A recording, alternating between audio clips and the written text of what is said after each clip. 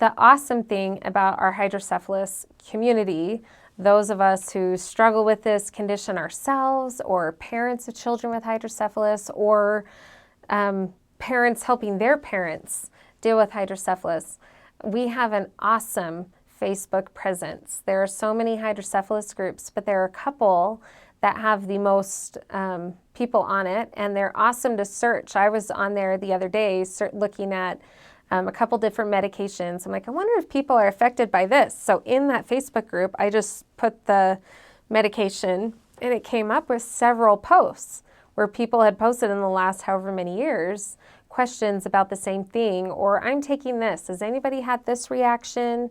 Not necessarily directly related to hydrocephalus, but because of that condition, there are other little things that can hit us.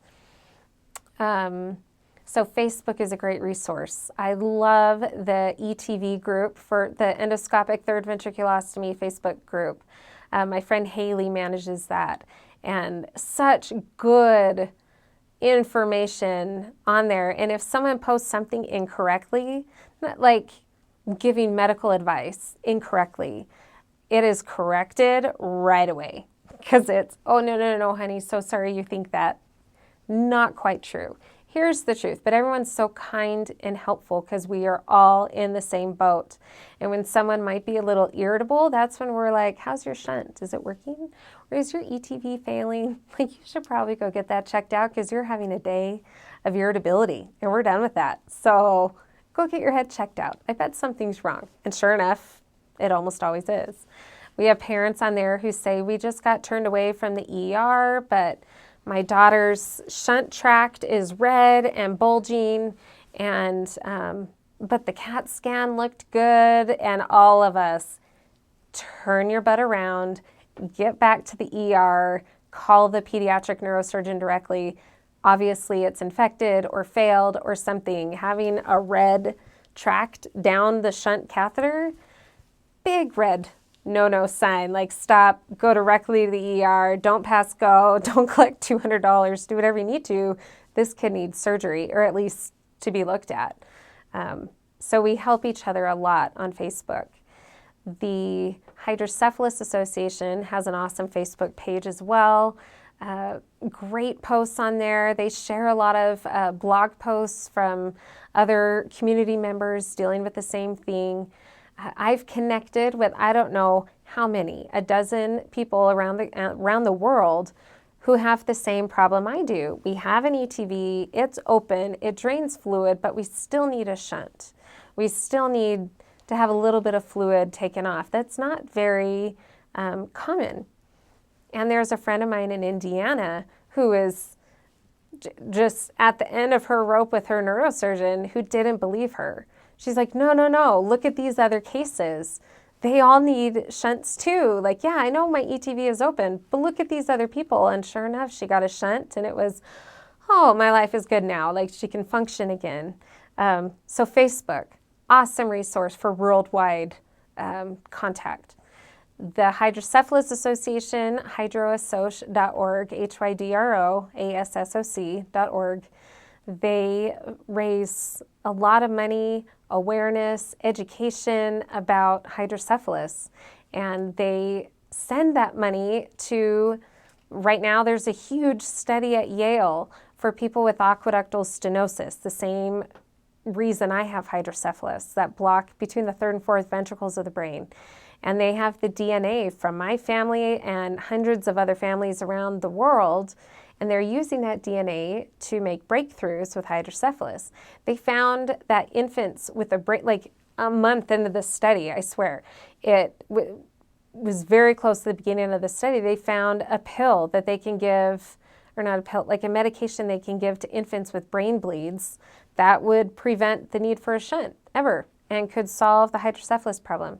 And then a few months later, they found something else. So now the NIH is helping to fund that study as well, because they're seeing we're not curing cancer, which should happen soon, but we're not curing it for the next 10 years. We're not saying that this study is going to be so long-term. We're saying we're finding results every month as we compare stories and look at the DNA and see what they have found the strain of DNA that triggers aqueductal stenosis. They've been able to redo it in mice or rats or something.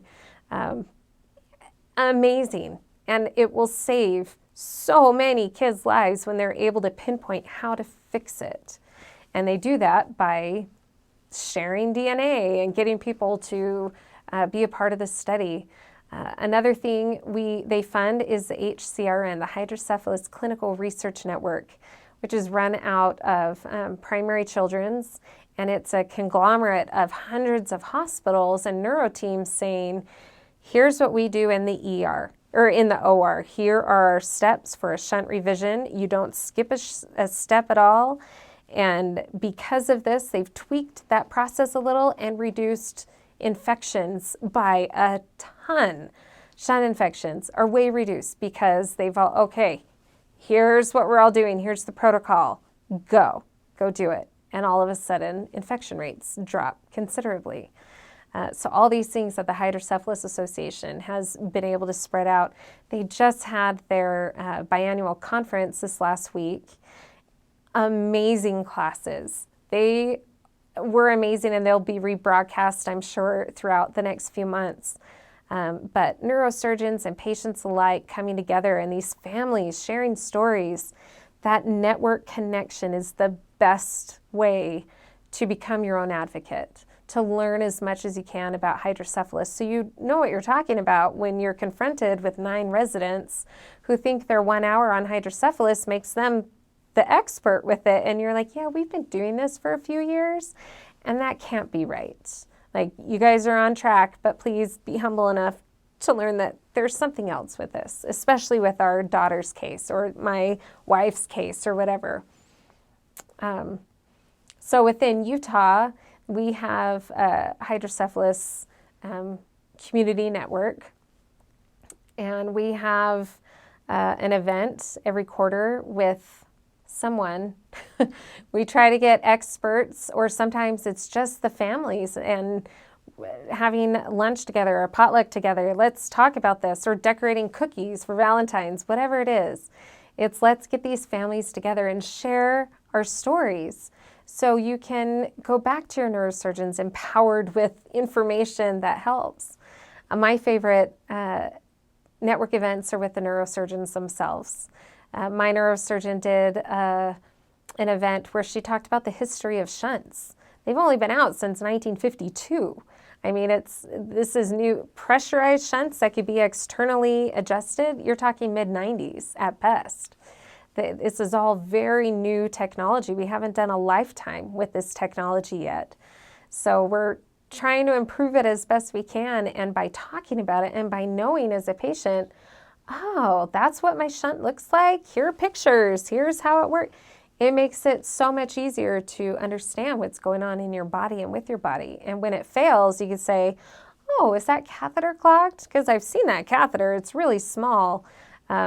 Or in my case, it's bigger because we help fund the good catheters, the Codman ones, actually, that are now Medtronic, because they just bought out Codman, and now all that money is being funneled to the same place for better technology and research.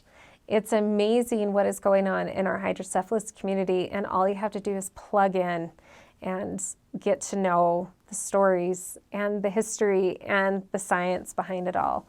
And people are very willing to share all of that.